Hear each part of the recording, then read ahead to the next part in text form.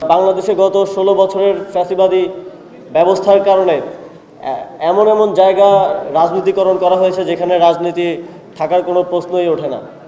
যেমন আমি কাজ করতে গিয়ে এখন দেখছি যে ক্রীড়াক্ষেত্রটা কীভাবে রাজনীতিকরণ করা হয়েছে, ঠিক একইভাবে চিকিৎসা ক্ষেত্রে রাজনীতিকরণ করা হয়েছে। রাজনৈতিক বিবেচনা চিকিৎসা ক্ষেত্রের মতো একটা জায়গা যেখানে আসলে সকল ধরনের ধর্ম বর্ণ শ্রেণী নির্বিশেষে সকলকে এক কাতারে রেখে একভাবে বিবেচনা করে চিকিৎসা দেওয়ার কথা, সেখানেও রাজনীতিকরণ এমন পর্যায়ে করা হয়েছে যে আমরা দেখেছি যে 4ই আগস্ট প্রত্যেকটা মেডিকেল কলেজ থেকে শান্তি সমাবেশ বের হয়েছে, যেটা অত্যন্ত দুঃখজনক।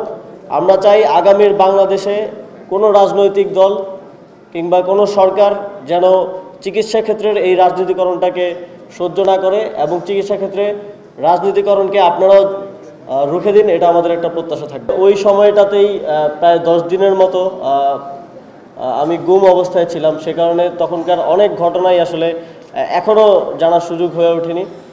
ঠিক 5 তারিখের পরেই সরকার গঠন এবং সরকারের দায়িত্ব পালনের কারণে অনেক কিছুই জানতে পারেনি, অনেক কিছুই এখনও অন্ধকারে রয়ে গেছে এবং বাংলাদেশের অনেক মানুষই কিন্তু এই ঘটনাগুলো জানে না। সেজন্য আপনাদের প্রতি আহ্বান থাকবে যে জুলাই গণ অভ্যুত্থানের আপনাদের প্রত্যেকের স্মৃতিগুলো, প্রত্যেকের অভিজ্ঞতাগুলো আপনারা লিখুন, আপনারা বই আকারে প্রকাশ করুন, আপনারা প্রকাশনী আকারে প্রকাশ করুন, যাতে করে দেশের মানুষ জানতে পারে আমরা দেশের মানুষের স্মৃতি থেকে আগামী 100 বছরেও যেন কোনোভাবে এই জুলাই গণ অভ্যুত্থান হারিয়ে না যায়, সেজন্য প্রত্যেকের জায়গা থেকে স্মৃতি সংরক্ষণ করতে হবে।